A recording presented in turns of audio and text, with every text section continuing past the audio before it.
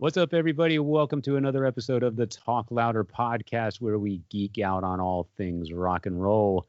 Today, we're going to talk about bands that continue to tour, although they're down to only one or two original members. You're all very familiar with it. You've seen it. You've heard it. We're going to talk about that today. But first, subscribe. Leave your comments and your likes on YouTube. Leave your comments and your likes on Facebook. You can also find us on Spotify and iTunes. I'm Metal Dave Glessner, along with my co-host Jason McMaster. And we're coming up on the summertime concert season, and I think things are going to open up. So we're going to start seeing some more live music, hopefully, in some form or fashion. So we're going to be seeing a lot of bands out on the road, and possibly a good many of them, as is typical, will be down to one or two members, or there might be two versions of the same band out on the road. We'll get to all that in just a bit, but first, let's catch up with Jason. What's going on with you? I want to know about your shirt because it doesn't say Motley Crue on it. It does not. This is a Motley Crue knockoff for those who can't see it. If you're listening, it's the cover of the Too Fast for Love album, but the letters have been altered where the Motley Crue logo would be, and it says Too Fast to Die, which is the name of my website that I've had for about 11 years. And a lot of the stuff we talk about here on the Talk Louder podcast, you can find archived on the toofasttodie.com website. It's basically a collection of all the interviews I've done in the past, photos, stories, adventures, all things rock and roll. And it's the numerals 2. So it's toofasttodie.com. And the name is basically a mashup of Too Fast for Love meets the Ramones' Too Tough to Die.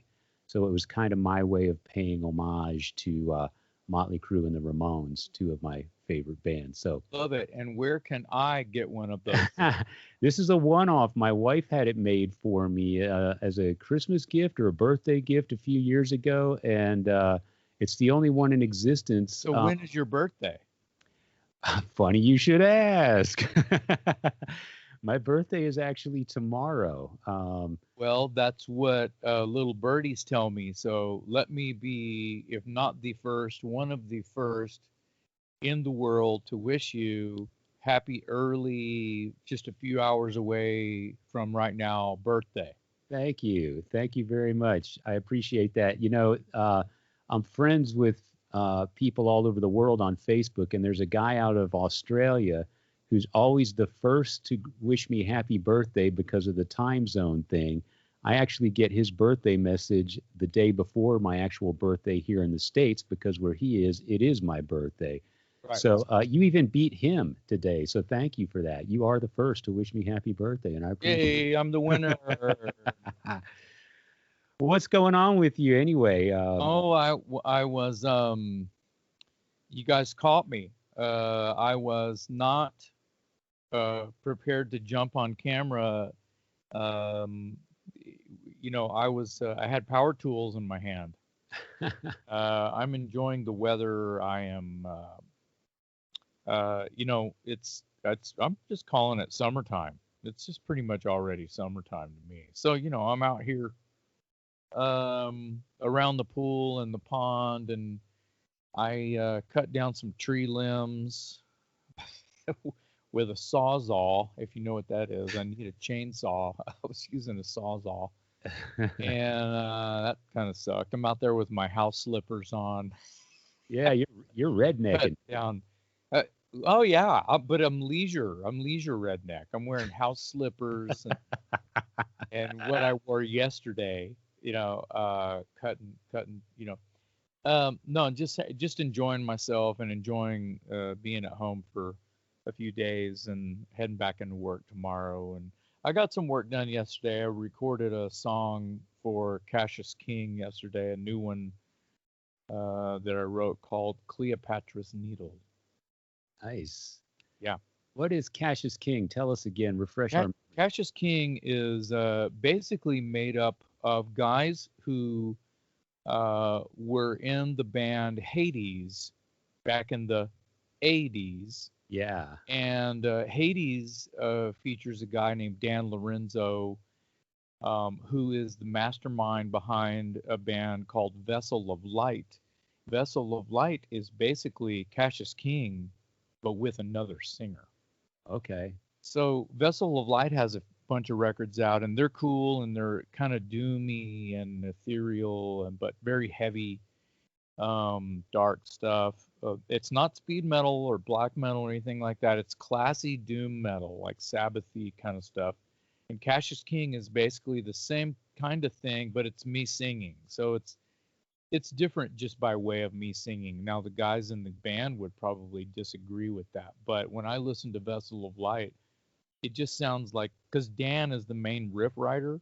You know, when you're a guitar player, you write the way you write.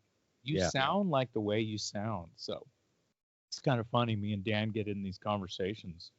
You know, oh yeah, I think Cassius King is more versatile, and I'm like, I don't think so, dude. You sound like you all the time. You know, oh, I'm gonna write some Cassius King riffs, and he sends them to me, and I go, oh yeah, Vessel of Light riff. You know, it's the same thing. So I'm doing that, and we're making a record for, I think the label, it's a garage label, pretty cool. I think it's called like Nomadic Eel Records or something like that.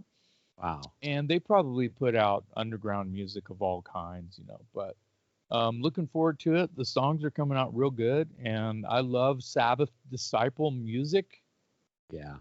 Whether it be Trouble, Orchid, bands like that, or even because there's a million of them. Yeah. It down to even what Zakk Wylde does with Black Label. So. Yeah. But that's the kind of shit that it is. It's cool. It's fun. And it's easy for me to do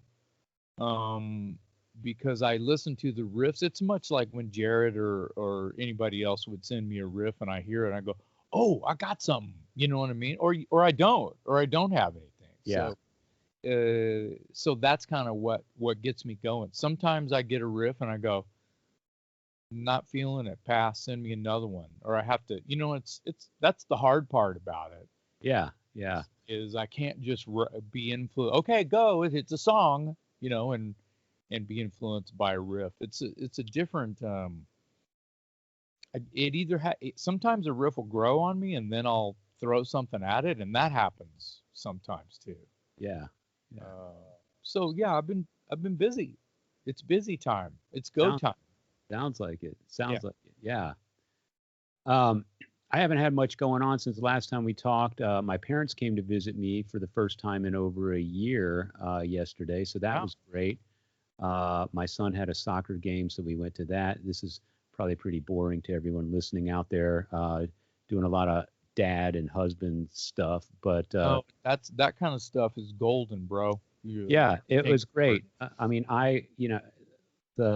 the visit was long overdue. I haven't hugged my mom or my dad in over a year, and so the FaceTime was good. The company was good. The conversation was right where it left off, and I was grateful to be able to see him. So that took up most of my day yesterday, and this morning I woke up and went for a run just to get the old bones moving, and here I am. So let's go ahead and get into our main topic today.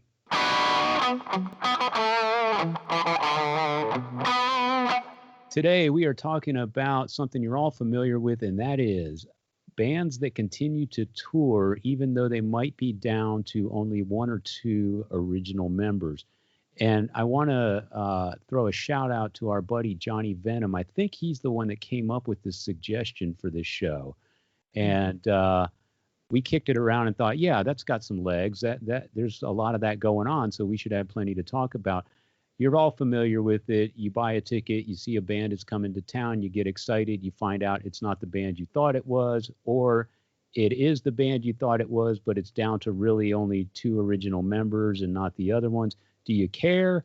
Do you not? I mean, a lot of people don't care. A lot of people just want to hear the songs. So we'll talk about all that today. And then, of course, there is the age-old, very frustrating phenomenon of two bands touring under the same name, and you never know which band is coming to town. And you buy a ticket, you show up and it's not the band you expected, or you find out too late and then you're trying to get a refund or whatever. So we'll talk about some of the frustration involved there and some of why it happens. So Jason, you first, of course. What are your thoughts on the whole idea of bands carrying on under the moniker when you're down to, maybe let's just say you're down to the drummer?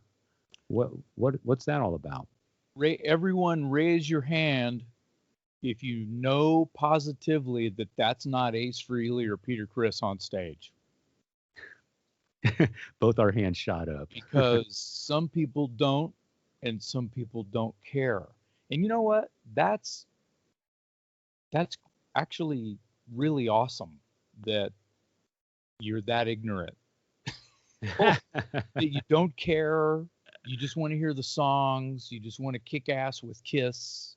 Yeah. You want to have a great time with you and your friends and relive a moment. And that's what rock and roll is for. Yeah. Let's face it, it's a product. And I feel like that's what our episode is about today. These guys have to work.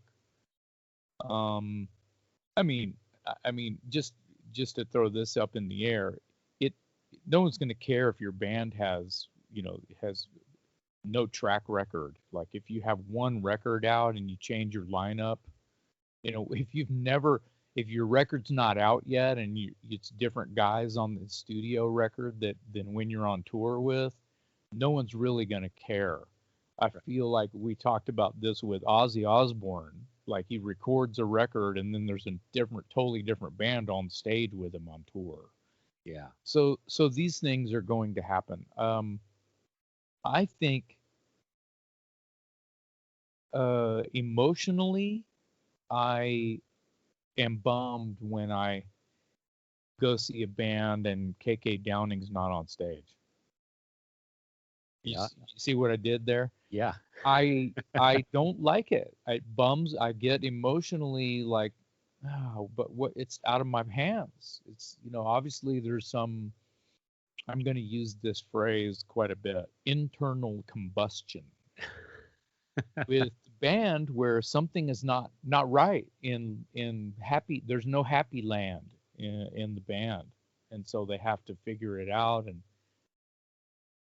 try to let the wound heal. So they show up with a Band-Aid, and then the Band-Aid, they rip the Band-Aid off and it becomes permanent. Speaking of Priest, they never had a drummer longer than a year or two prior to Scott Travis in the first place. So Scott Travis is the drummer for Judas Priest, to be completely fair. Now I wish I could have seen Judas Priest with Les Binks. Yeah, Dave Holland had a pretty good run. He did have a great run with them, like a great run. He was in the band when they had all the hits. Yeah. So that's pretty kick-ass. Yeah.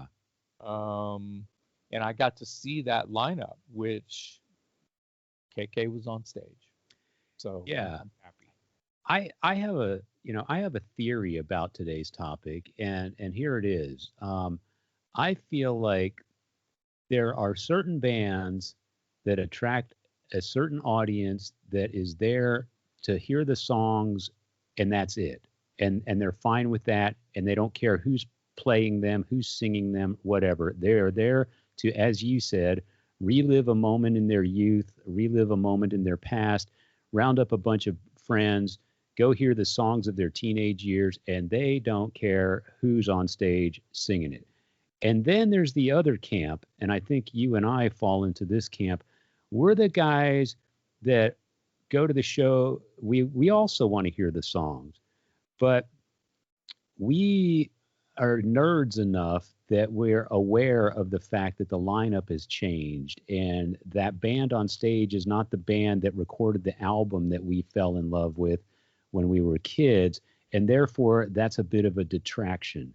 But there's just as many, if not more, people that just simply don't care. And I'm not knocking those people. If you want to spend your money and go hear the music and have a great time, and you're not hung up on whether or not that's the original bass player, more power to you. That's cool. But I think, there's people, I'm going to use a few bands here as an example to sort of hammer home my point.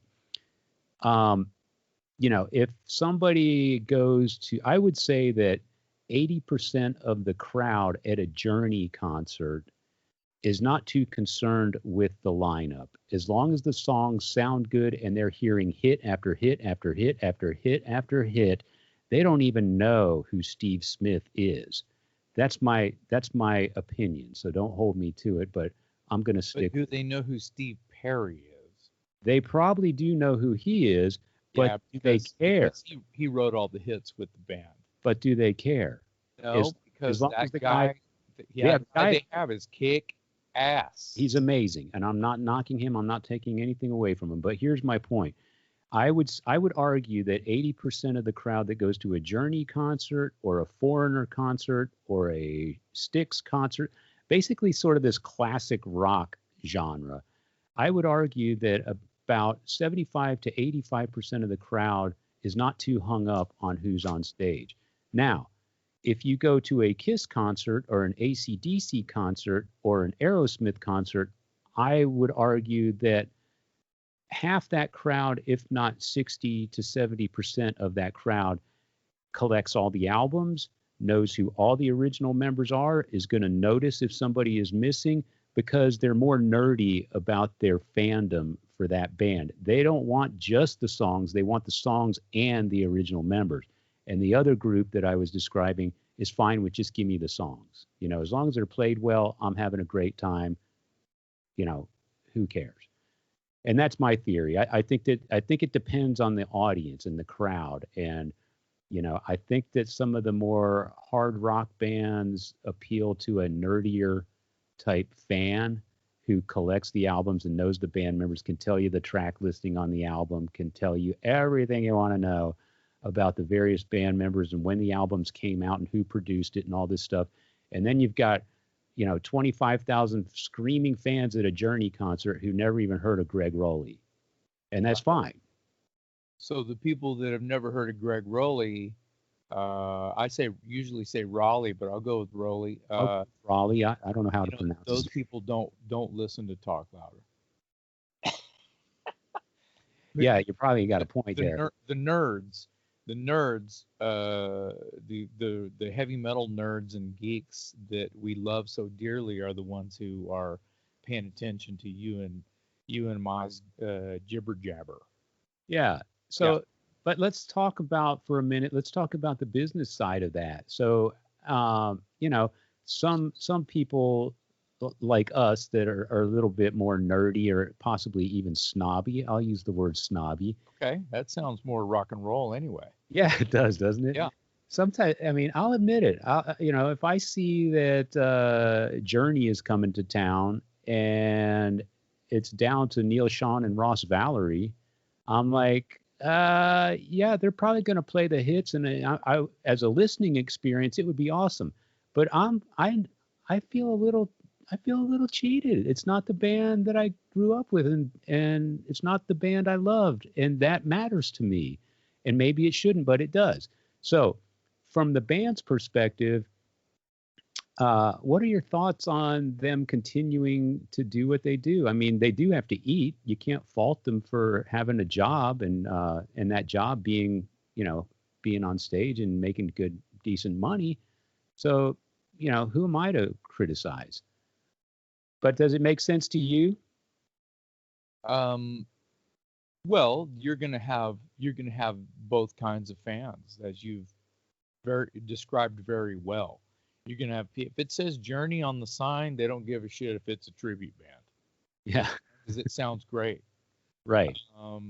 The other side is you've got heavy metal collector and nerd, and they're showing up to try to catch Russ and Neil walk from the bus to the backstage door so they can get all their vinyl signed, and then they're going home because Steve Perry's not there. See what I'm trying to say? They're done. They don't even need to see the show because they're so hardcore that they only want Russ and Neil's autograph.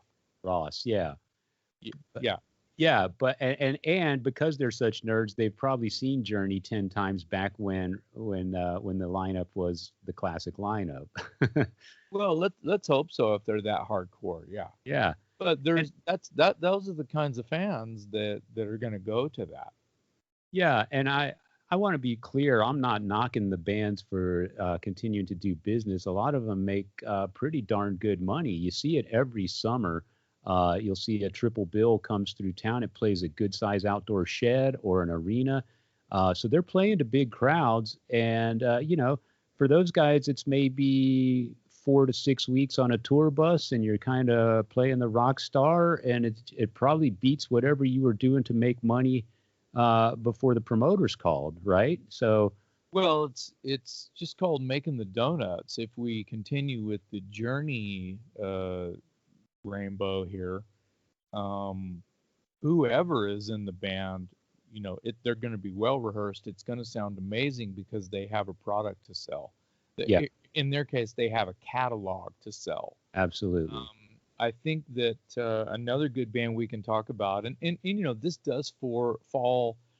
This whole episode is definitely falling into the laps of those geared to understand that this is classic rock, or someone who has a track record, someone who has between 5 and 50 records out. It's career minded, and that's where we are with this. Sure, sure. I was gonna say Foreigner, Yep. because Lou Gramm ain't around, but they have this kick-ass guy who has some years invested in being a front man and does an excellent job, and no one gives a shit once they hear him sing the tunes. What's the guy's name again? Kelly Hansen. Thank you very much. He's The guy is excellent. just kick-ass. He's excellent. Yes. So Yeah. same goes with the guy in Journey, and I apologize, I don't know these cats' names. Arnell Pineda. Okay. His first name's Arnell. Yeah. Okay. All But right. he's a monster. Phenomenal too. Yeah. So, the fact that these guys can go out with guys who might be a little younger, which is not even the point. Doesn't matter how old these guys are. Can they do the job, and do they look pretty good doing it? Hell to the yes. So these bands can go out and make the donuts, and it doesn't matter because there's catalog, and that's how they, pay the mortgage. Yeah. And back to what I was saying earlier, if that's an option for paying the mortgage, I'd sure take it. I mean, nobody's asking you to commit to another 10 years of this. No one's asking you to go into the studio and record an album. A lot of this summertime stuff is just that. It's 4 to 6 weeks on the road, playing all the hits. Your accommodations are going to be nice. You're going to get paid pretty well. And it probably beats whatever job you just walked away from in order to go do the tour. So, and the fans are happy at the end of the day. That's what really matters. Did you make a crowd of 5 to 10,000 people happy? Then great, your job is done. And thank you very much. That's right. That's important. So, I think that we're in a really, really good place to talk about. Maybe let's step it up and let's stir the pot a little bit. So I call it the class of '89, but it can go like I'm wearing a Dirty Look shirt. So Dirty Looks, I mean, their first records came out in '86 and '87. They were popularized by the time '88 came around. By '89, they already had like 2 or 3 records out.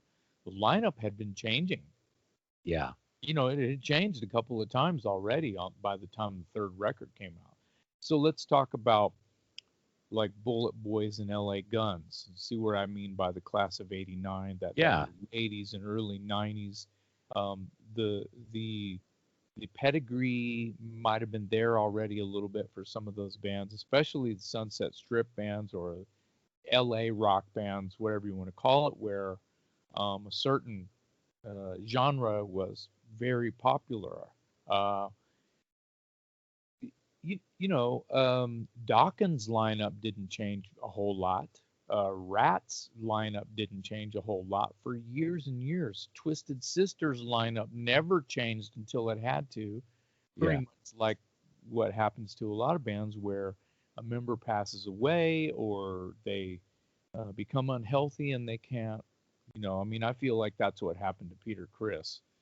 Um, Maybe it was arguable, but I think Peter couldn't really hit the drums as hard as he needed to hit them for the drums to sound good, and the tempos, were not right. So they just called Eric.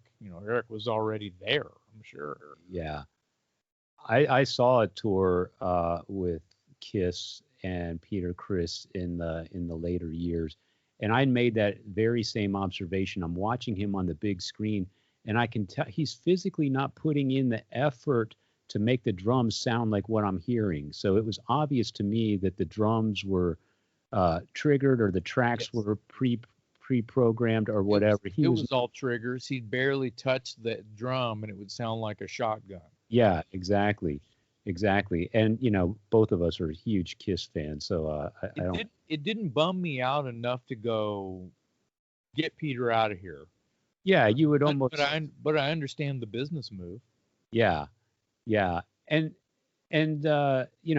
so you're talking about a different class of band here, because I wanted to get into some of the bands that are known as 80s bands. Yeah, I want to talk about the two LA Guns and the Yeah. two Bullet Boys and the two So Dawkins. so we need to be clear. We need to be clear that these bands are obviously playing smaller venues. They're doing nightclubs, that sort of thing. So and they're more what I would say active. They're year round. Yeah, and let me interrupt just one moment. So let's say they have some kind of pedigree already. They've already got 2 or 3, maybe 4, maybe more records out. So we're talking about after, for lack of better terminology, grunge had killed off a lot of the popularity. Like the wind blew the dollar bill somewhere else, and everybody else followed the trend. Right. So, you don't buy a new wardrobe and just try to sound like Nirvana. You're a rock and roller. You wear what you wear, and you put on your leather jacket and grab the microphone and kick ass. Yeah. Whoever's in the audience, whoever bought a ticket, that's what you get. Because this is what it is. You don't follow the trend and puss out and just become something else overnight. That's not gonna. You're leaving your fans behind. You're not being true to yourself. So these bands, some kind of inner turmoil started to happen in the mid 90s, early to mid 90s. Go, Dave. Yeah, and I think a lot of those bands, the list is endless. But you mentioned L.A. Guns. We could throw in Faster Pussycat, Bullet Boys, Dokken, Enough's Enough. I mean, the Warrant. The list goes on and on and on. But they still tour in some capacity, but I would say for them it's more of a livelihood than it is for a band like Chicago, or Steve Miller, who comes out, kind of goes on tour every summer. These bands, the club bands, the 80s bands, they're still churning out new records. They're on the road constantly. It's not just a summertime thing where they blow in and blow out because the weather's nice during the summer and they play the big venues and then they go home for another year. They're on the road constantly. And a lot of them are doing it in a van. So for them, it really is a hand-to-mouth existence. It really is a day-to-day grind and it is a career. It's a job. And more power to them for sticking it out. So I see, from their perspective, I see the incentive to keep pushing and to keep being out there regardless of who's in the band. It's like, if I'm Phil Lewis and I need to pay my mortgage, I'm going to round up some guys that can play some LA Gun songs, and I'm going to go out as LA Guns or whatever the lawyers tell me I can go out as, and I'm going to play, man, because this is what I do. And so it's up then it's up to the fans to decide, do I want to spend my money to go see half of LA Guns? Is this the half that is more important to me than the other half, and that sort of thing? And so from their perspective, I get it, because to me, at their level, doing the clubs and stuff, it is much more of a day-to-day job. Whereas I think some of the summertime nostalgia stuff can kind of, do it for 6 weeks and then take a break for another year and make up a lot of money in that 6 weeks that maybe an LA Guns can't, in 6 weeks. So LA Guns has to stay on the road for a year. And I'm glad they do. I'm a fan, you know, but I just had a friend of mine who lives in Kansas City who bought a ticket to LA Guns. It was a LA Guns and Slaughter was the bill. And it's sometime in October. And he was texting me all excited that he's finally going to see LA Guns because he's heard me go on and on about them on my website, Too Fast to Die. And he's like, I'm finally going to see LA Guns because I know you've been talking about their last couple albums. You're saying they're doing quality work. They're putting on great shows. And then he sends me the link to the show that he's going to. And oh no, he said, so how's that new album Renegades? And I went, dude, are you going to see the Steve Riley version of LA Guns? Because that's Renegades is his album. Renegades is not the Phil and Tracy version. And he had a bit of a meltdown because he was all frustrated then that he bought a ticket to go see LA Guns. And he thought he was going to get Phil and Tracy. And what he bought was Steve Riley. And so that he was unhappy, and nothing against. This is part of the reason we're having this show. It's to sort of like, I mean, I'm not dogging out anyone who's not done the research as to find out who's who. You know, LA Guns #1, LA Guns #2, whatever the band. We're not picking on LA Guns, but let's talk about why there would be 2 LA Guns, Dave. Why would there be two bands and one band name? Well, in the case of LA Guns, it's because for the longest time, oddly enough, Steve Riley, the drummer, owned the name, which is odd because the Guns in LA Guns is Tracy Guns. So hold on. So I correct me if I'm wrong, and once again, I'm like eating my own shoe here when I say I haven't done the research, but it's not my job to know all this. So I thought Tracy and Riley both 50-50 own the name. There was some talk of that being the case, and then I want to say, and again, I don't want to go on record as this being gospel truth either, but I think at some point Tracy might have relinquished his share of the band name, you know, bad decision, needed the money, something to that effect. I don't know. But at some point, my understanding is Steve Riley ended up with the majority share of the band name.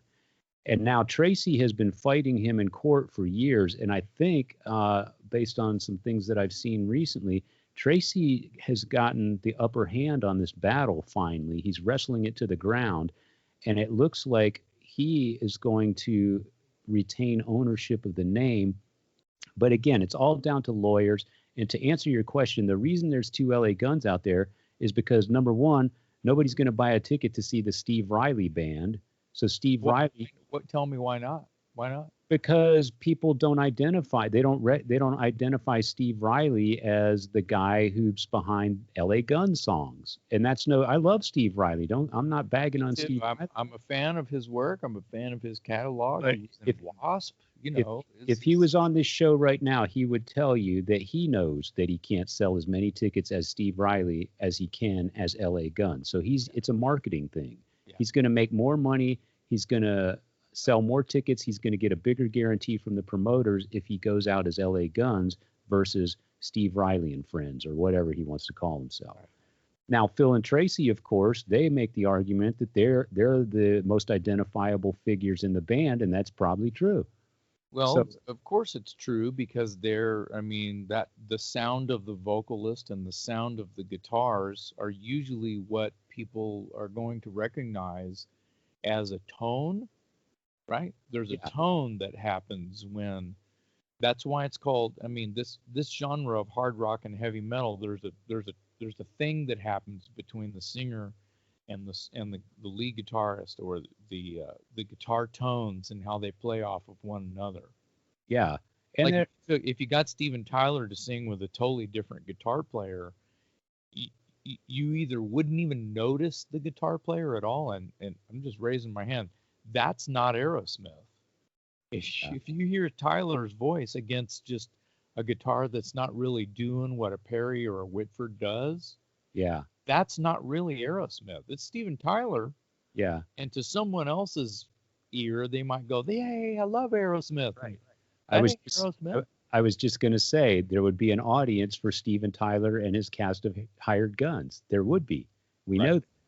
know. But to nerds like me and you, we're not happy unless Joe Perry slumped over right next to Steven Tyler, being the cool, foil, being the Keith Richards to Tyler's Mick Jagger. It's a good enough example of what we're talking about, in LA Guns. Real quick, what are some other bands that were out there? I think there was even two Fog Hats for a while. I really do. I think there was two Fog Hats for the same reason. So and so was in court fighting over the name, and they were both out on the road at the same time. It was ridiculous. It was like Blue Man Group. Yeah, yeah, and our producer Jared works with or worked at did a number of years working with CCR, and of course that band started as Creedence Clearwater Revival, and then there was a legal hassle and a falling out, and the band splintered, and then some version of it would go out as just CCR or CCR Revisited. The lawyers got involved, but again, there was an audience for that stuff. And from what Jared has shared with me, they'd go to South America or elsewhere in the world and do huge business, just crazy business, because their audience largely just wants to hear the songs. And if they're Right. executed But well, I heard that Jared said John Fogerty, who is the voice of Creedence, right. he is the voice of Creedence. Him and his brother wrote all the songs with the rhythm section. Now the revival part, that's the rhythm section. That's Stu and Cosmo. Okay, so Fogerty is the voice, but I don't think Fogerty went out as CCR. I could be wrong, and I know I'll get a text from Jared here any second, but if he went out as John Fogerty, real fans would buy that ticket. Oh, yeah. And Oh, they for would sure. they know they would be hearing the sound of CCR. For As sure. it were on their records, because he's going to have totally kick-ass band backing him up. He's John Fogerty. Yes. Right? His solo career is big enough. He's going to play songs that Stu and Cosmo had absolutely nothing to do with, that were radio hits. Because when he went solo, you know what I mean? The Old Man Down the Road and all that stuff. That stuff's Put me in, kick-ass. coach. Put me That's in, right. coach. Put me in, coach. That was huge. Yeah. Well, see, Good. there you go. You made a very great point there. Some individuals in a band carve out such a recognizable identity for themselves that if they break away from the band and go out as a solo artist, David Lee Roth, Vince Neil, Steve right. Perry, Steve right. Perry. Yeah, they are recognized as the voice of that band, and they're going to sell tickets. Sebastian Bach. Yeah, exactly. All day long, that kind of stuff is happening. Speaking of CCR, real quick. Shit, dude, Ace Frehley. Yeah. Same. Here we go. Just opened a whole can of worms. Exactly, because they have such a track record, as you alluded to earlier, that they can go out successfully as themselves versus having to carry the band name with them. They're going to do just fine. And Ace Frehley was Ace Frehley when he was in Kiss. You know what I mean? Yeah. He had his own. Well, and you know what? All of them were. I even think Peter Criss toured as Peter Criss and went out and did a bunch of clubs for a bunch of years in the 90s. Yeah. I wanted to mention real quick, especially for our listeners out there, Jared continues to work with Cosmo from CCR, and Cosmo has expressed a willingness to be on the podcast at some point. And we were curious to know, we haven't had any guests on this show, but we've toyed with the idea. So just throwing it out there for you listeners, if you'd be interested in us having guests, leave some comments, let us know yay or nay, one way or the other, if you think that's something you'd be interested in, and we might look into that. But well, I'm just going to talk about that elephant that you just inflated into the room, Dave. Because, dude, if Cosmo from the original Creedence Clearwater wants to be on our silly ripoff of Wayne's World and That Metal Show, I'm not worthy. I play the part of Garth. I'll be Party on, Dave. So listen, yeah, that's realize how ridiculous that is. I don't think Cosmo's doing like treasure troves of press and going on podcasts every on the hour when he does a 3-day wing of press. I don't think he's going on just anybody's podcast. So the fact can that you imagine? Can you imagine the questions and the stories and the oh my god? Jeez. It's fucking nuts. Yeah. I mean, the fact that it's nucking butts, I guess I should say. There you go. Yeah. There's the G-rated version. Yeah. No, I think it's great. Bad movie. I think he, it was nice of him to offer, and it's something that you and I have kicked around. So we're opening it up to the listeners. Leave some comments, let us know one way or the other. Let's go back to the class of '89, as you referred to it. Here's another one, and I don't mean to stick literally to the year 1989, but it's a reference point. We all know what we're talking about. Jack Russell and Great White. Now, Jack, he can't go out as Great White. He has to go out as Jack Russell, the voice of Great White, or something like that. But again, I think that because what a singer, by the way. I mean, that guy is just he's a great singer. He's a great singer. And, he's one of those guys that because the sound of Great White is so tied to his voice, he can go out as Jack Russell and do pretty good business, I think. And I think that fans are going to be disappointed if they go to see Great White and they show up and Jack isn't the singer. No disrespect to the other guys that are, operating under the great Mark Kendall and whoever else is still out there as Great White. But I know that for my money, if I'm going to see something called Great White, I want to be sure that Jack Russell is singing that night. And quite honestly, if he is, I'm not real sure that I really care who else is on stage with him, because his voice is the money for me. That's what I'm buying, is to hear him sing. So they've been out there for a number of years kind of clashing, well, which Great White is coming to town? I don't know. Is it with Jack Russell? Is it not? Oh, it's not Jack Russell. I don't care. Oh, it is Jack Russell. I'm there. Yeah. And I think that it's kind of a thing that, if he goes out, if he says, if he books it as Jack Russell, the voice of Great White, then someone's going to put that together who didn't know who the name Jack Russell. Right. If it's a soccer mom who just downloads the songs that she likes or that he likes, whatever kind of soccer mom you might be, the deal is that he has to put Great White in there somehow, because his name, Great White, once again, there's pedigree. He has hits. He had hits with Great White. So two different versions of the band, so to speak, playing the same songs is what hurts my brain the most. And if fans get to choose on who does that hit song better, it'd be really hard to not hear the singer. Yeah. Was it hard for Van Halen fans to hear songs from Women and Children First, sung by Sammy Hagar? Yeah. Probably. Yeah. A little bit, probably. It should be, because again, Van Halen's one of those bands that has two very separate catalogs, in my opinion. And all due respect to everyone involved, but I don't want to hear Roth have to sing the Sammy stuff, and I don't really want to hear Sammy have to sing the Roth stuff, because those songs are so identified. And we're talking about a band that features Eddie Van Halen, for God's sakes. So the vocals are very key to the chapters of the Van Halen story. And you don't want your peanut butter mixed with your chocolate or whatever the Reese's peanut butter thing used to be. It's not two tastes that taste great together. It's like very distinct and separate. And if you go to a gig, of course, if you go see Van Halen with Sammy Hagar and they encore with Ain't Talking About Love, you're going to put your fist in the air and you're going to love it, and that's fine. But you'll never. See, on paper, it's fine. On paper, it's fine.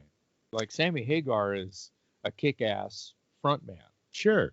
So you're seeing Van Halen, but you're seeing Hagar sing songs that are not originally recorded by him. But I think that if you know the story, if you know who Sammy Hagar is, you're okay with that, I think. But I'm wondering if there was any sort of hardcore reaction, like a fan that would have just freaked out. I mean, plus Van Halen's one of these bands that people don't give a shit who's singing; they just want to see Eddie play guitar. That's debatable, but it probably holds water in a lot of ways, and because Eddie Van Halen is such an extremely rare character and performer. Yeah, I mean, you could put me on stage with Eddie Van Halen and we'd sell tickets because people were going to show up to see Eddie do his thing, Gary Sharon. Yeah, exactly. Gary Sharon. Yeah, there is nothing wrong with Gary. He was a pretty good singer, but no, Gary's a great singer, but just didn't work. Does he work in Van Halen? Right, exactly. Let's talk about, here's one that we should probably mention, and this was kind of a fluke because the band went out as one thing and came home as another, and that is AC/DC. The last tour they did, they had to finish up with Axl Rose, and that band at that point was down to just Angus Young and Cliff Williams. And, so that wasn't a conscious decision for the band to go out as AC/DC with Axl Rose. Axl kind of swooped in and sort of saved the day in a lot of ways. Yep. And by all accounts, everything I've seen and heard, he did a fantastic job. But he sold tickets. Yeah, exactly. They did a great job in finding, number one, a guy who's got incredible star power and name recognition. And then he's also, more importantly, he can sing, and he can sing in the AC/DC style very well. Like, no disrespect to Brian Johnson, but I was listening to some of the Axl footage, and he was singing better than Brian sung in the last 20 years, in my opinion, on some of that. Yeah, those are fighting words, but you are not wrong. I will agree with you. Yeah. I don't know about 20 years, but the way that I look at it is if you listen to the studio version, where on all accounts and measurements and comfort levels, when you're in air conditioned studio and you have water and tea and you've got all of the studio tricks in the world helping you sound as good as you can, and you've got unlimited time to cut your vocals as a singer. Thunderstruck is a song that Axl sang live better than Brian did in the studio.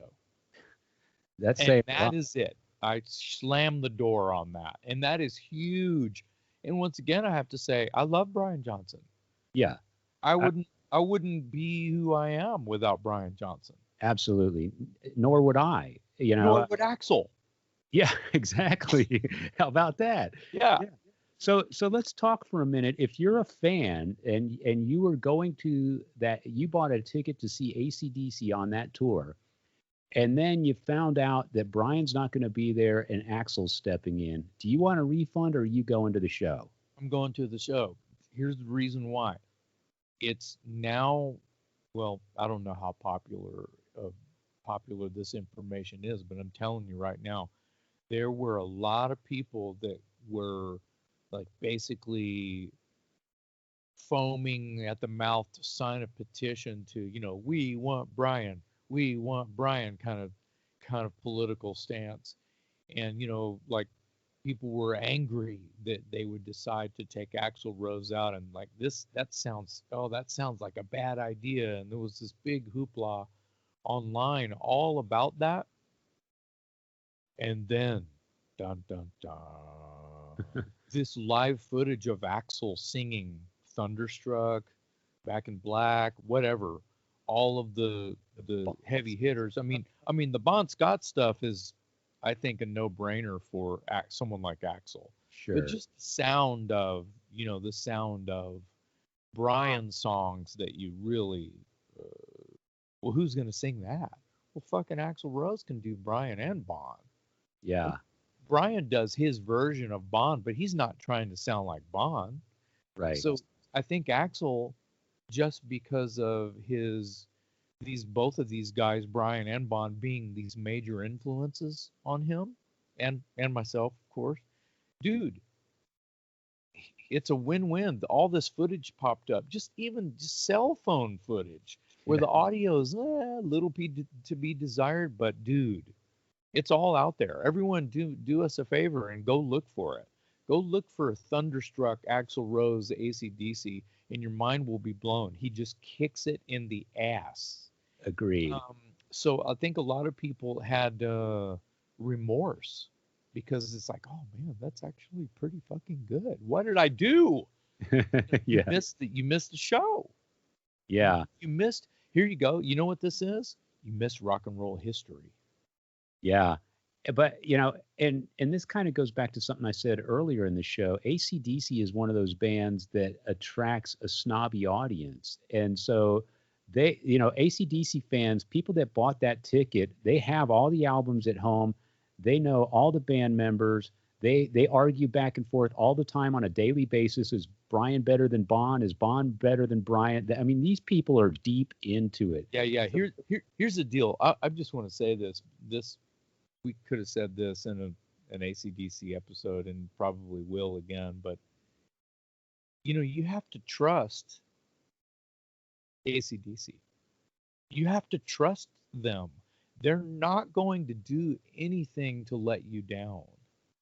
Yeah. They've been playing the same 3 chords with a nasty piece of work on the microphone for 50 fucking years. Yeah. And it's always pretty goddamn good. Fair enough. Yeah. I think some of the haters might have come out of the woodwork because, again, like I'm saying, AC/DC attracts probably a snobbier audience than a Foreigner or a Journey or a Styx. And so they're going to have their very strong opinions about who's in the band that I'm paying $150 to go see. And then, people are, Guns N' Roses, as great of a band as they are, they're also a very polarizing band. People either love them or hate them.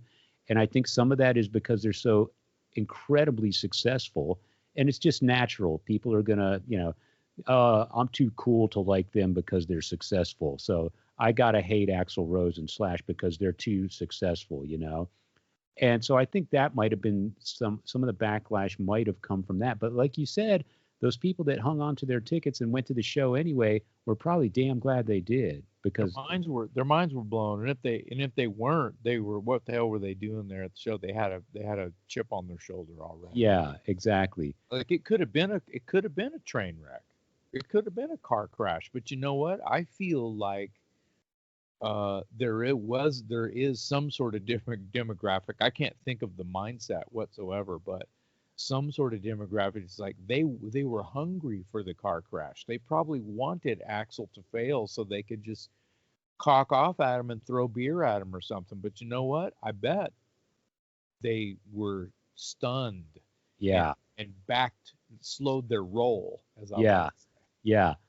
Let's talk about another topic here along the same lines, but this is interesting. There was a point when Foreigner was out, and I think I'm pretty correct in saying that the only original member left in Foreigner is Mick Jones, the guitar player. And there was a time a couple years ago, if I'm not mistaken, when they were out on tour, and he had some sort of health issue and had to leave the tour. So effectively, Foreigner was touring with no original members, 0. And I don't think that anyone cared, to be quite honest, Right. Kelly Hansen was out there kicking ass. And I mean, if you close your eyes and you listen to what's coming off the stage and Kelly Hansen is doing as his best Lou Gramm, you're probably okay with that, But it just goes to show that that's there's name recognition in the name Foreigner. People know they're going to hear at least 25 songs they've heard on classic rock radio their entire lifetime. It's going to be a party. They're going to hear songs they know and love. And hey, if nobody's there, if no one original is in the band, then I don't really care, maybe. Right. So I want to throw something in the air real quick. Seems a bit random. It feels like to me like I keep wanting to mention Bullet Boys. Mark Torian, if I'm saying that right. Yeah. Singer. He went out with never the same band. Right. After the band's sort of heyday or whatever you want, class of 89, gets into 93, 94, 95. There's no Bullet Boys anymore. It's Mark with whatever scabs he can get, and some of them ended up in Faster Pussycat, and some of them in LA Guns, and they were just, I remember there was some sort of tour on the road where there was three bands, there was three recognizable band names, and I'm not even talking shit here. It was like one backup band, and they were calling it Bullet Boys, Bang Tango, and I swear there was one more. Yeah. And it was the same band on stage, just switching singers, and one band playing all the Bullet Boys, all the Bang Tango, whatever else. Oh. I can't remember. Wow. And they were all on one bus, and they were able to split the money. See what I mean? They were able to do a package tour with one backup band, and that's like a circus. Yeah. That's barely I mean, what kind of rock fan doesn't care when they notice? I mean, is the band like wearing masks, changing T-shirts when Mark would come out or when Joe would come out? I mean, was it? See, that's the kind of. I think that something like that actually did happen with a couple of different versions of that kind of a thing happen. So I would think that the audience, based on the names of the bands that you mentioned, I would guess that. No, but here's the deal. It's an opinionated question by way of, it doesn't matter if it was Bullet Boys or it's rhetorical by way of that. Insert any band. Could Don Dokken do a, let's get Don Dokken, let's get Ted Nugent, let's get, and have the same backup band with just a different front man coming out. Oh man, I'd have a hard time with that. It's ugly, right? It's just that idea sounds ugly. It sounds really dirty. Yeah. Dirty. Yeah. Well, here you go. What kind of fan doesn't give a shit about that? They just want to hear the songs, right? That's where I was going. So again, like you said, so let's use those bands for an example. Bullet Boys, Bang Tango, and I don't know what the third band was you said. Let's just say Don Dokken. It doesn't matter. Okay. Rhetorical, even though I know a version of what I created there did happen a couple of times. Okay. So I would argue that unlike a band, and God, it's going to really sound like I'm picking on Foreigner and Journey. But I'm not. So hear me out. So here's my point. Unlike a band like Foreigner or Journey, I would argue that fans of Bang Tango and Bullet Boys, because their moment in the sun was so short-lived, if you're a fan of Bang Tango in 2021, you are a fan of Bang Tango. You know what I mean? You're not. I am a fan of Bang Tango. Right. But I think that I would feel dirty as a fan from Bang Tango, seeing Joe sing with just a cover band. And that's my someone point. He just stood up with. Right? And that's my point. That's my point right there. And I'm not even saying anything about, it could be the most bad. It could be Billy Sheehan on bass, Eddie Van Halen on guitar, and Alex Van Halen on drums with Joe and Mark and Don Dokken and Ted Nugent and whoever. It could be the greatest rock band in the world. Yeah. I'd be like, well, that's not. I'll tell you what. Bang Tango. I'm a Bang Tango fan. Man, you just promoted Joe big time right there. I love Joe, and I love his voice. I'm thinking if Joe is listening and he heard that, he's probably, Oh, God, that'd be a great gig, man. well, maybe I got his wheels turning a little bit. Yeah, Huh? that's what I mean. But it's fantastical, right? It's a theory. Yeah. Let's talk about Faster Pussycat. I Okay. love Faster Pussycat. You know this about me. I'm Yes. a huge Tammy Down fan. I'm a huge fan of that first record. And Tammy has basically been on the road nonstop forever with a version of Faster Pussycat, and he's the only original member. And I, as a hardcore fan, of course, I would love to see uh, the original lineup or some majority semblance of the original lineup be on stage. That would be my preference. But I understand why it doesn't happen. Blah blah blah. But again, to me, one of the key charms, I guess, if you will, of Faster Pussycat is Tammy's voice. I love his voice. So if Tammy's going to go out with a bunch of hired guns and I'm going to get the songs that I love sung in that voice, I'm okay with it. I'd prefer it the other way, but I'm okay with it, you know? So I think it comes down to, it comes down to the fan's personal preference. How much do you care? And if you do care, how much of it is intact enough for you to still spend your money, you know? I can't say that I would, and this is no offense to anybody, but I'm probably not super stoked about going to see uh, a version of Faster Pussycat that has Eric Stacy and Mark Michaels in the band, but no Tammy Down, you know? But I will go see a version that's got Tammy Down and a bunch of hired guys. That goes all the way back to the early in this same episode where we're going, it's the singer and the guitar player at least. Come on, guys. Yeah, I think, And no disrespect to the bass players and the drummers who work their ass off to create a sound and a tone and a face of the band. We can't right. do it without you guys. Like I couldn't do Dangerous Toys without the guys in Dangerous Toys. I've said Yeah, that in interviews before. It's the same fucking thing.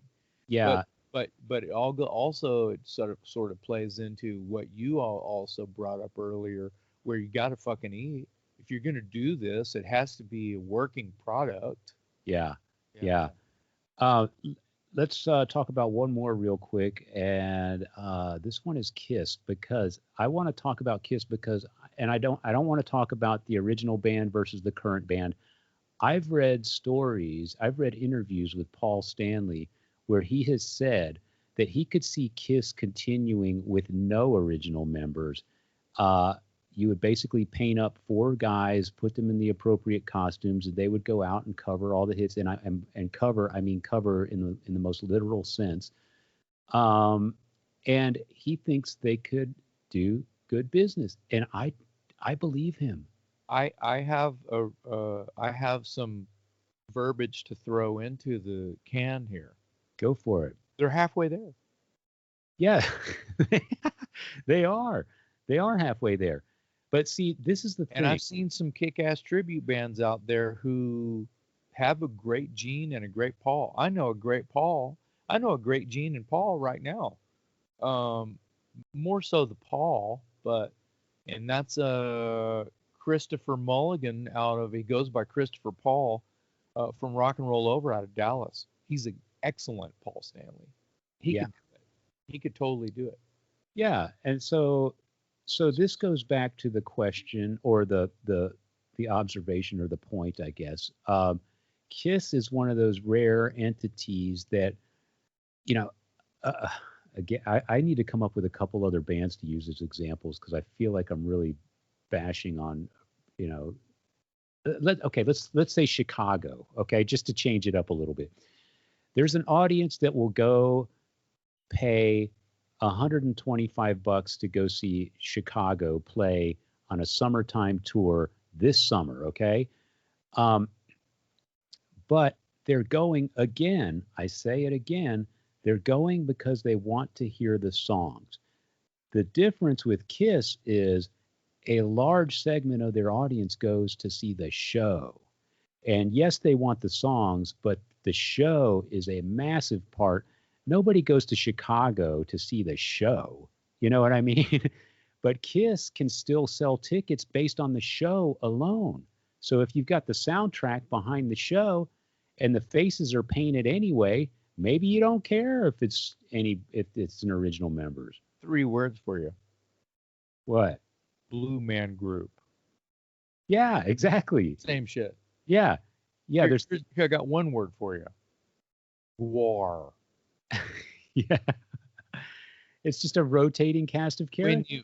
When you have that kind of aesthetic of your show, this is going to sound weird, but it doesn't matter who plays the strong man as long as he can lift the weights. Doesn't matter who plays the bearded lady as long as the shoe gum that holds the beard on looks good. Doesn't matter who wears the stilts, the clown suit, who fights off the lions, who's the ringmaster. As long as they can do the job, right. Usually a fan is going to be pretty okay with it.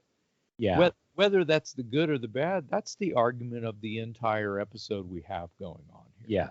I think the lesson here is a lot depends on how the band was established. What are the key identifying factors of the band? And are they sufficiently replicated enough to hold interest? Right. And some bands are all about the songs. Some bands are all about the show. Some bands are all about just the singer. Some bands have a hotshot guitar player and he's the meal ticket. At the end of the day, it's how well do you cater to the audience expectations? And if your audience is all about hearing, 25 classic rock radio hits, then they might not care who's in the band. If your band was established as a visual, theatrical type band, they probably don't care either as long as the stage show is good. And then you're going to have the snobs like me and you who want it all.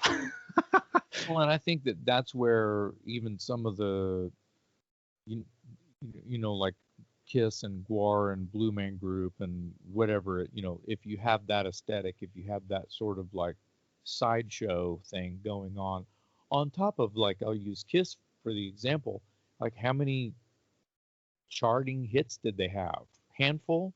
10? 8? 5? Not as many as Foreigner. Nope. So good thing, those guys have a show to put on. Yeah. And it's a hell of a show. It's the greatest show on earth, arguably. Yeah. But, Alice Cooper, you could say the same thing. He's always got the band that he has now, he's pretty much had for a really long time. Yeah. But he's also known as, the original when it was Alice Cooper and then Alice Cooper Band. That was 2 different bands. Yeah. And then it's kind of just become, it's just Alice Cooper. Yeah. So, but he needed those stepping stones to be where he is now. His stage show grew as he grew, and now it's expected of him, much like Kiss and Gwar and even Blue Man Group and Barnum and Bailey. Yeah. You're going to see the lion. Yeah. You don't see the lion, you did not see the show. Right. But the soundtrack has to be there too. If it's an underground band, and they have a different sort of rhythm section, or they have a new guitar player or whatever, or hell, sometimes even a new singer, they're probably still going to sell close to the same amount of tickets. Yeah, because they don't have the established catalog yet. Well, let's say they do. Let's say they do have 5 to 8 albums out, but they're not even they don't have any charts. They have no, they don't have a gold record. They sell maybe 1,000 CDs every 6 months. They're an underground band. They're a working band, but they're a cult following. Yeah. So here you go. What about Clutch? What about Tool? Tool has changed bass players twice.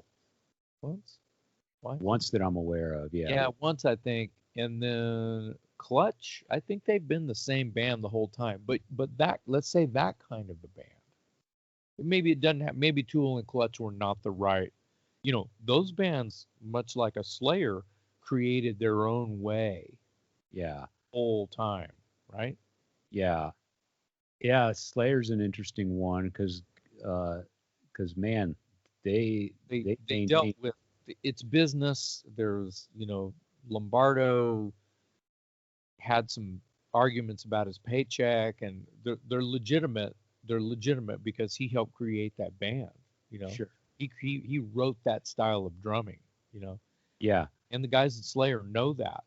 But But I think there's a that's an interesting example because that's a band that kind of, I was dividing our discussion into two camps: the sort of the casual fans that are just there to hear the songs, and then the hardcore fans who are there because they want the songs, but they also expect a certain level of originality as far as the band members are concerned. Slayer was half of the band they started as when they retired, but they still, and their fans are crazy. I mean, everybody that's a Slayer fan knows damn well who Dave Lombardo and Jeff Hanneman. They probably know these guys' birthdays. I mean, they're rabid, fanatical people. rabid fans. Yes, very fanatical people, and they still supported Slayer. Well, they love the songs. Yeah, they love the songs, and they trust. I said it about AC/DC. You have to trust Slayer. You have to trust them. that sounds like a T-shirt. As a fan, trust in Slayer. In AC/DC, we trust. In Slayer, we trust. Yeah. It's very, very important. In Metallica, we trust. You have to trust Metallica. You have to trust these like monolithic bands that, I went from underground, which is, if they have, say, I don't know, let's make up a band. The band X has 5 or 6 records out, and they have to have a slightly different lineup when they go out. I don't really know that a lot of people are going to be that. But Sepultura, Yeah, they had some hodgepodge. That sounds terrible because I love Sepultura, but they had some Band-Aid moments in their lineup as well. And then I think that they reunited or whatever. But dude, it's a thing. So when you think about let's jump back up to the catalog, to the Slayer, the Metallica, the AC/DC. When you have sort of the Band-Aid lineup, well, Jeff Hanneman passed away, so not going to hold auditions. We're just going to call fucking Gary Holt. Yeah. That was a no-brainer. But I think that they had drummer auditions the first time they kind of had a duke out with Lombardo. And they went out. I think they had the guy, I don't remember his name, and I'm sure that he was a fine drummer, but I think he was in that band At War. He was an East Coast guy, I think. Anyway, that was like in the late 80s, maybe. Yeah. Can't remember, early 90s maybe. But dude, Bostoff was in Slayer forever. And then I think Lombardo came back for a while at some point. Yeah. The So, guy you're thinking of is it something Dett, John Dett, Dette or something? No, I think that I think that this was so long ago that brain cell can't work. I swear he was the drummer for a band called At War. Okay. And it's not really my point. But right. Slayer's had this sort of, they've had to figure it out because of the way they felt about the business side of things. They had to figure it out so they could create their product. Yeah. What you're going to see on stage. And they were smart. Again, like you said, you got to trust them. They went out and got the guy from Exodus. So I don't think there's any Slayer fans that are going to be disappointed that, hey, oh, bummer, they got the guy from Exodus. But they knew. I think they already knew Paul Bostoff. Paul may have auditioned for the Slayer gig too. I don't know that history. Yeah. But Paul Bostoff was in Forbidden. Yes, a Bay Area band, and they were kick-ass. And Yeah. so what I'm saying is Slayer, they already knew that. Yeah. They already knew that. Yeah. So, Megadeth, Mustaine has, for years, he had just all these bad mofos come in and be on his records. He had jazz drummers come in and do the record and have it told. By the time he's on tour, he's got a different band and he's calling Dave Ellison to come back in and play bass. The falling outs, you wake up and go, what did I do? Or you wake up and go, man, we should just call Dave Lombardo back, or whatever it is. And you know what? Those are moments of clarity. Yeah. Mustaine has done just fine with a rotating cast of characters. But I feel like he's done better with Ellefson. I At Ellefson, when you have the P-cells kind of when you have your most shining moment, if you can relive that, it's going to sell another ticket. We're talking about the product here, what people are going to see on stage, and what's going to sell a ticket, just as much as a fan going, oh, I've got to go see it. He got Ellefson back. See what I'm trying to say? Yeah, and Megadeth fans are like that. It works the same way. Your product on stage is going to make the hardcore fan freak out just as, Dave knows. Yeah, totally. Yeah. So I think, at the end of the day, this whole show is about, it is frustrating for the fans when there's two bands operating under the same name. But at the end of the day, this whole topic is about, as a consumer, as a fan, as a concert goer, are you willing to spend the money to go see a band that is not necessarily the original band that recorded the songs? And from the band's perspective, it's like, hey, if you can sell enough tickets and make a living doing this, then why shouldn't you? At the end of the day, as long as everybody goes home happy, then, more power to you, Yeah, life is short to be worried about, seeing Paul Simon and not Simon and Garfunkel. Yeah, and the thing is, I can make my own choices. I'm a hardcore fan, so if I decide that I'm not going to go see Dokken because George Lynch isn't with Don Dokken this go around, then I won't. And if they reunite and Dokken's voice is back or something like that, then I will.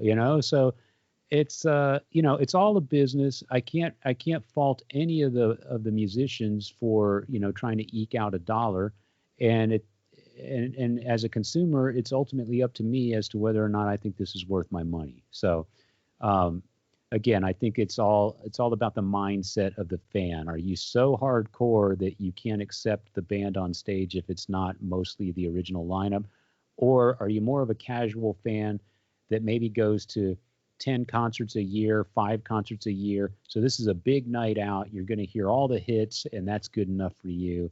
Then who am I to say that you shouldn't go see this band, right? Right. Well, I could go on for hours about this topic and just spin wheels. I'd be digging a hole. But I think that we've covered all of the greatest points that whether it be 2 fog hats, 1 original member, no original members, everybody except like look at the Rolling Stones. Yeah, it's pretty incredible. I mean, to be able to say that all 4 members of Black Sabbath are still alive, but they can't use Bill Ward. That's all business.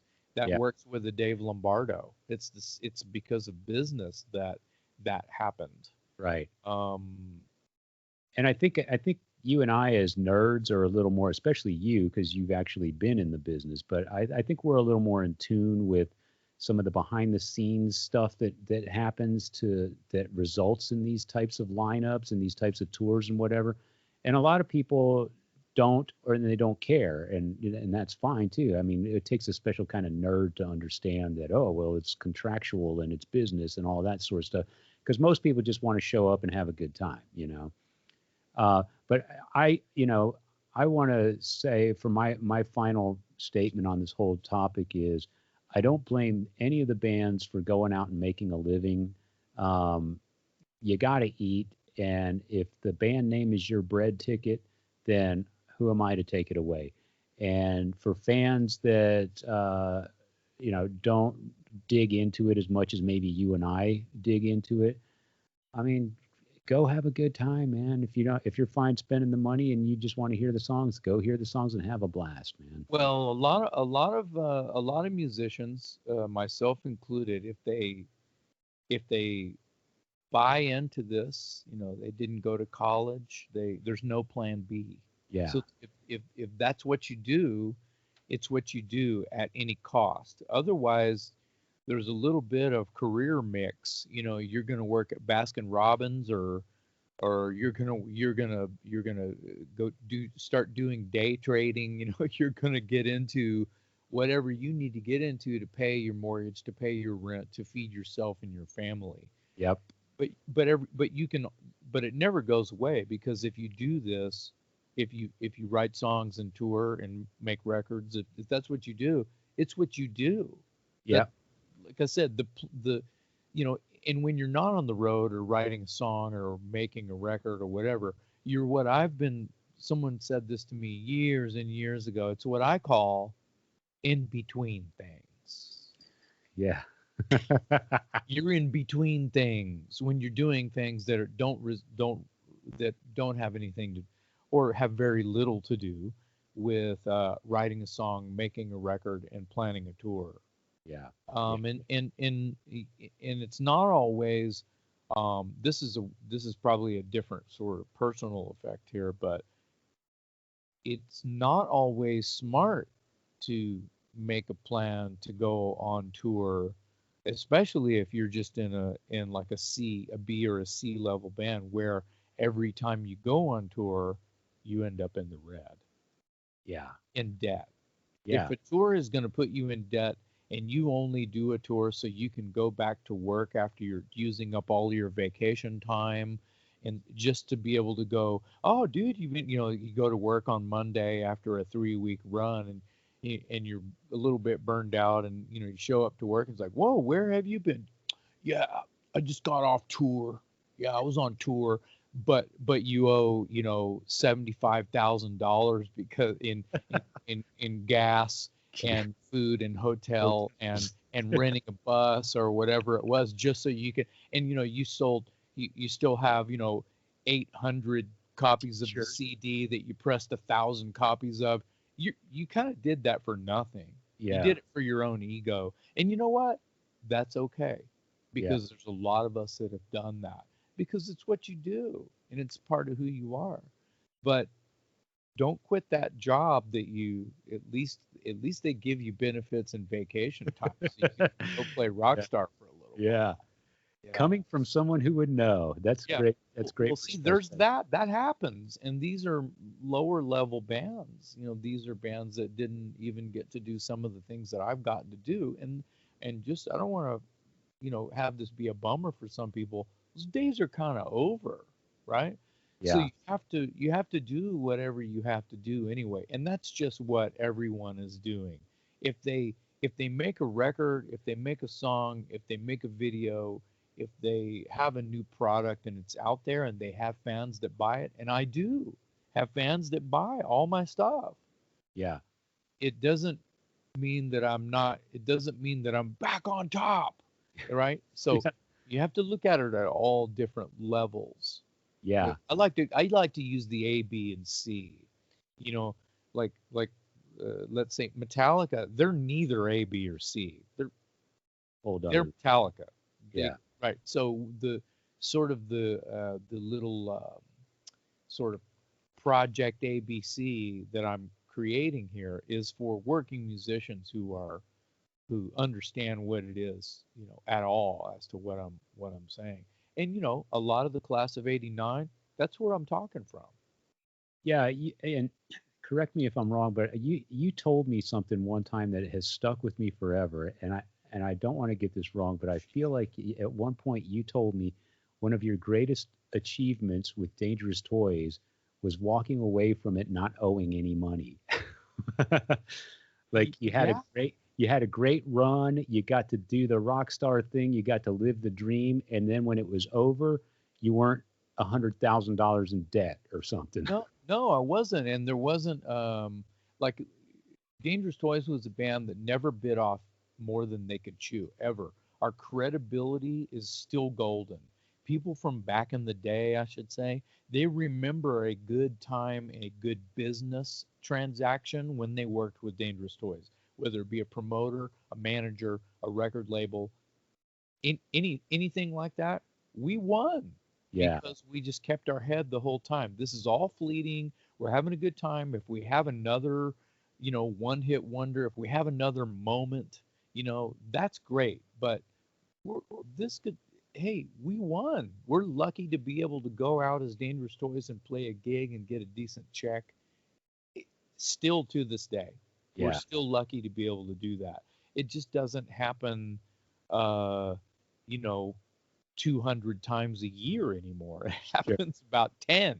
Yeah. Well, not with COVID, but it's a chopped down version of what it used to be. And you know what? We're fine with that. And the reason that a band like us, because there's a ton of them, that got to make a few records, had a couple of hits, and those songs you can still find on a new Truck Stop CD, Hair Metal Hits or whatever, that just came out, right?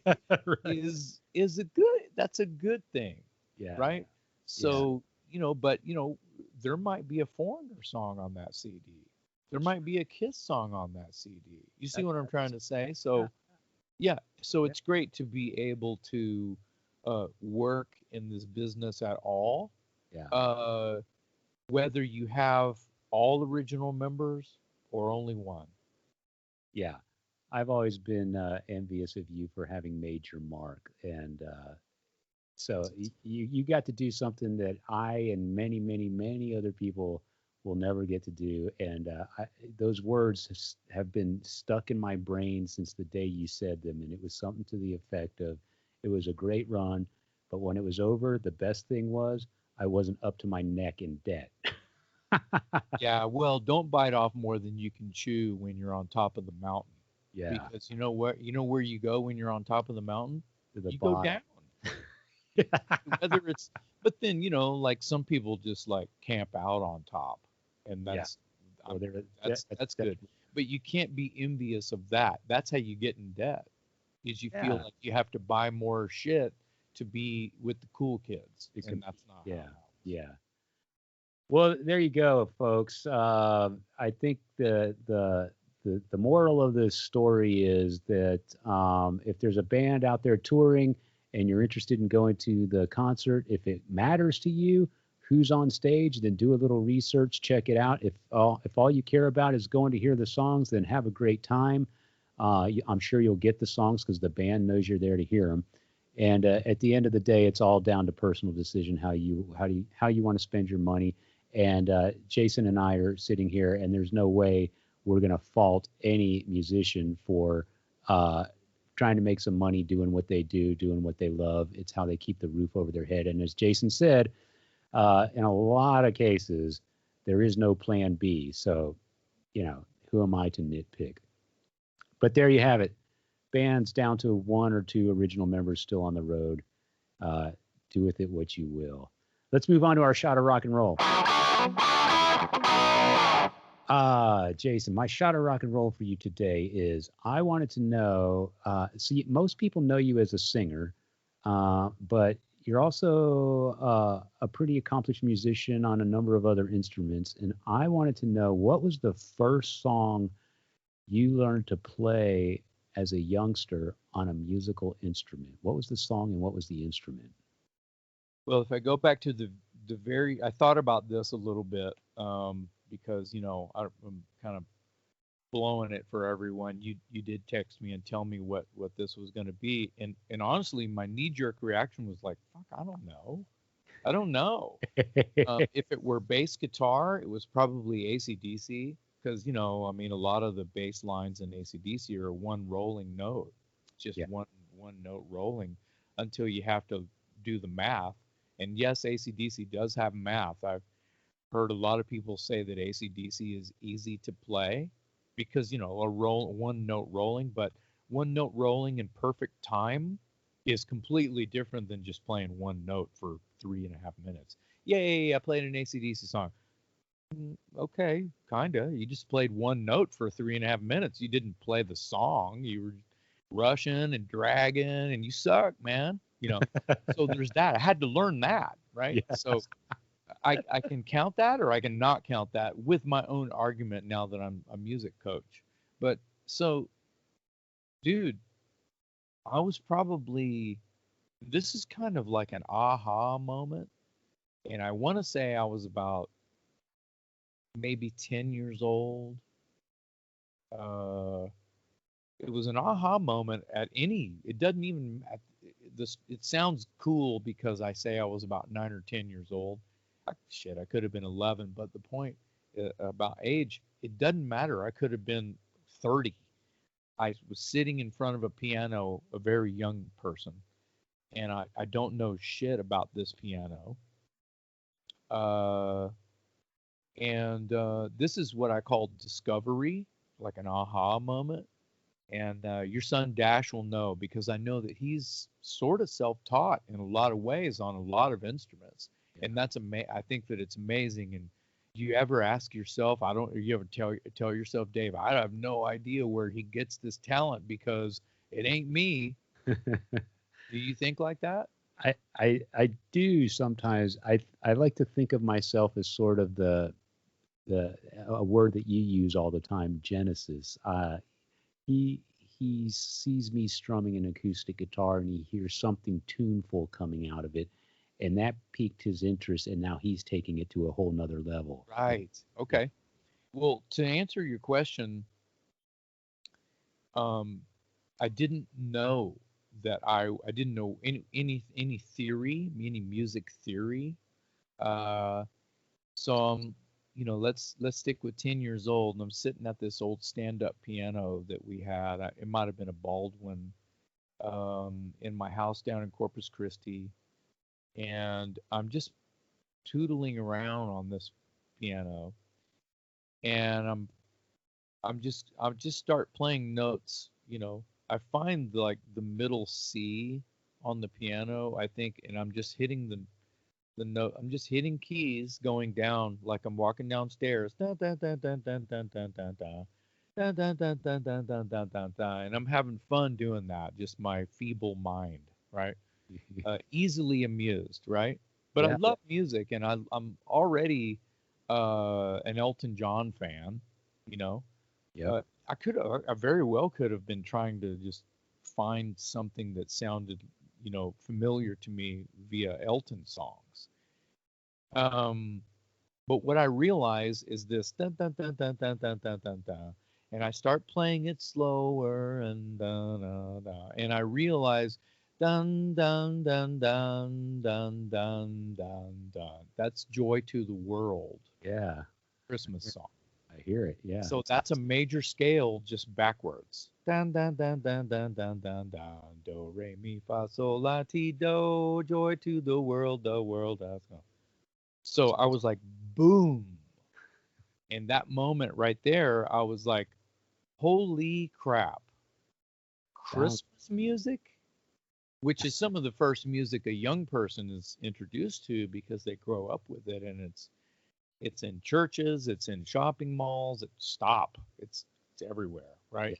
yeah. So, and so 10 years of injecting, songs like "Joy to the World," among others, into your young brain, after a while, little do you know, it's stored in there. It's stuck in there. And that's how that's how the brain works. Oh, it was years and years and years and years later that I literally figured out, oh shit, that's a major scale. Do re mi fa sol la ti do. That's a major scale. And even in school, when you're in school, like, I don't know, fifth, sixth, seventh grade, and all right, kids, put away your books and pencils. We're gonna have music time, and the teacher will put on a record or have a friend come in and play a song on the piano, and you're like, yay, let's clap, and you're clapping in time, and you're having, okay, time to get our history books back out. That was what they called music time in public school. Yeah. They don't know shit. They don't tell you shit. And if they're singing do, a deer, a feet, that's still do, re, mi, fa, sol. That's still a major scale. They're never telling you that's called a major scale, and they don't relate that to a minor scale. So it was definitely an aha moment, and continues to be an aha moment because of the way my brain was working. And I relate it in my current state, and for many, many years now, I have always said this, that if you had a favorite song when you were young, what young is relative, uh, and then like you don't hear said song for 20 years, and all of a sudden you're somewhere. Let's say you have a favorite song, all the words, you can hear one note of it, one note of the guitar or the piano or the drum groove or whatever.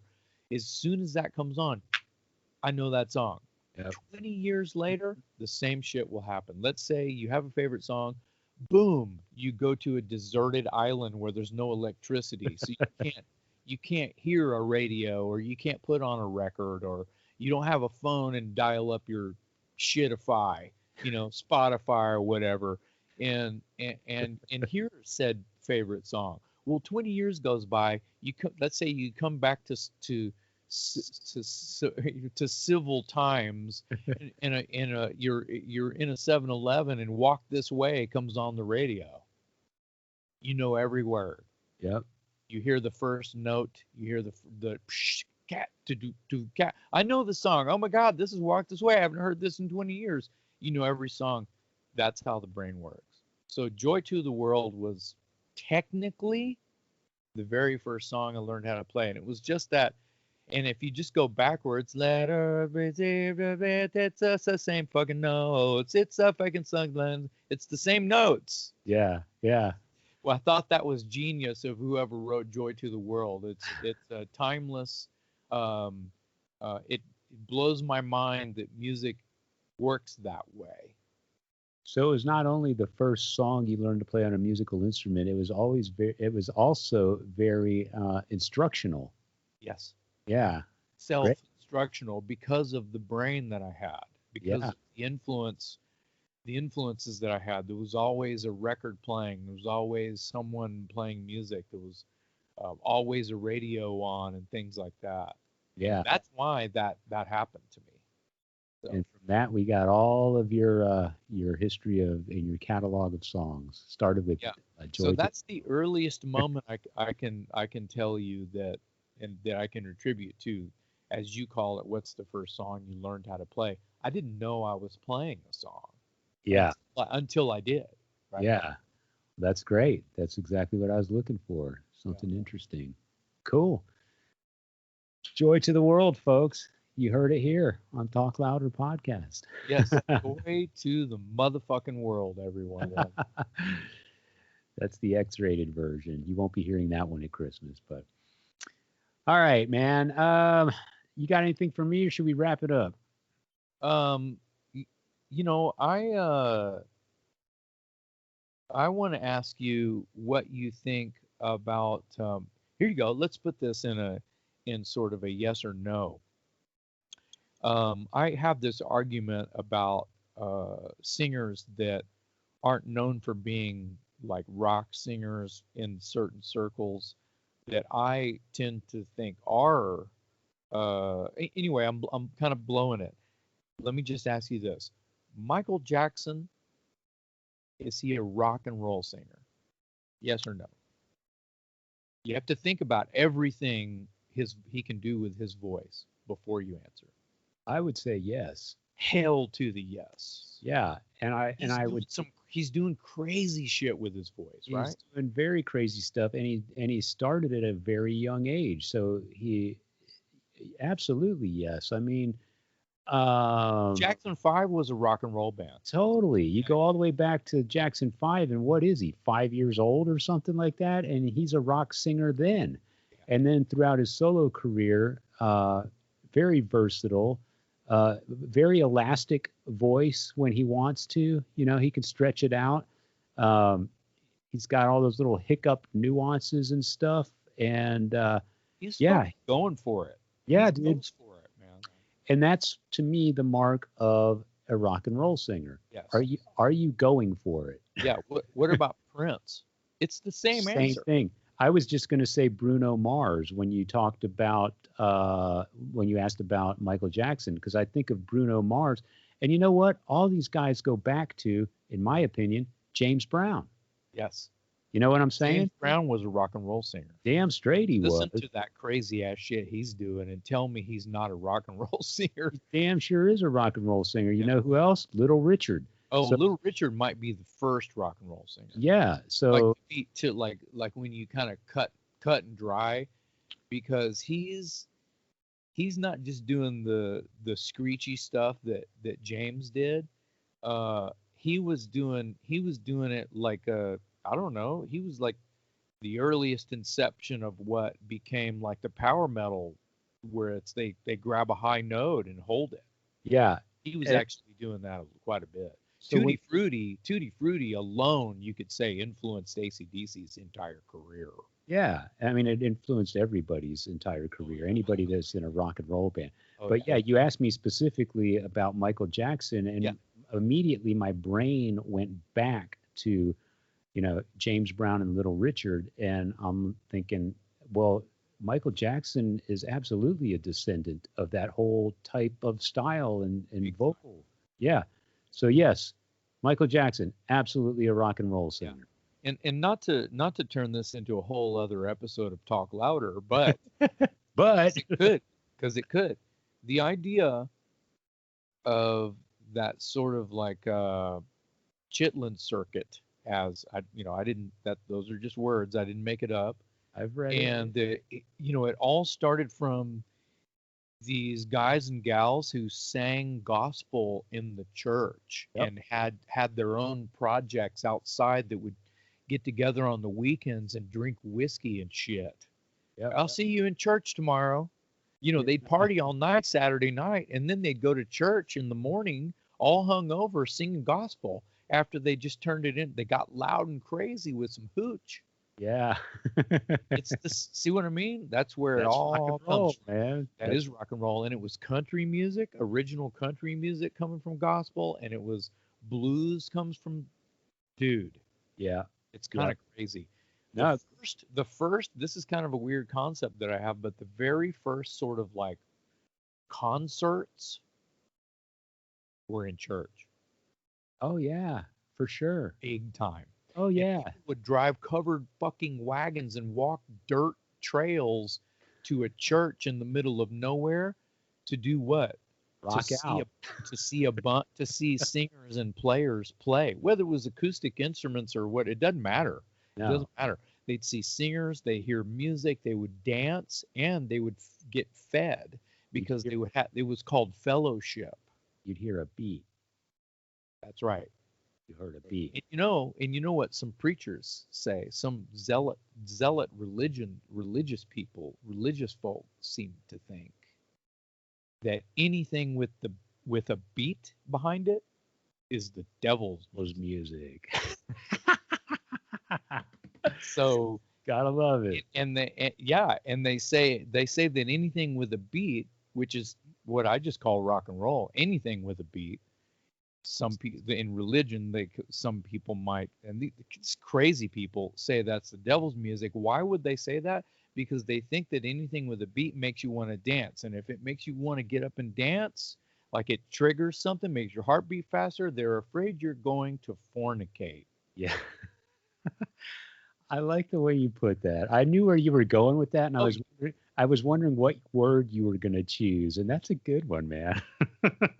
Well, I've said the F-bomb way too many times this episode. Well, that's it. That's yeah, the devil's music. That's what we're here for anyway, right? That's what we talk about week in and week out. So You start with Michael Jackson, you end up with the devil's music. yeah, it was an innocent enough question, wasn't it? And then it just literally went to hell. Well, I took it to hell. All right, man. I think we're good for this episode. I really enjoyed talking about bands touring with a minimal number of original members. You guys make your own decisions when you're buying a concert ticket. As long as you have a good time, that's all that matters at the end. Reminding you to subscribe, reminding you to go to talklouderpodcast.com for your coffee mugs, t-shirts. Mm-hmm. Follow us on Facebook. We love your comments and your likes, your show ideas, that sort of thing. And, of course, you can find us on Spotify and iTunes. I'm Metal Dave Glessner signing off along with my co-host, Jason McMahon. Hey, Dave, before you say goodbye to our listeners, happy birthday, bro. Happy birthday. Happy birthday to you. Okay, I won't. Thank you, brother. That means a lot. I appreciate that. Thank you very much. Mm-hmm. And on that note, on that final birthday wish, I'm Metal Dave Glessner, another year older. That's my co-host Jason McMaster, another year younger. We'll see y'all next time on the Talk Louder podcast.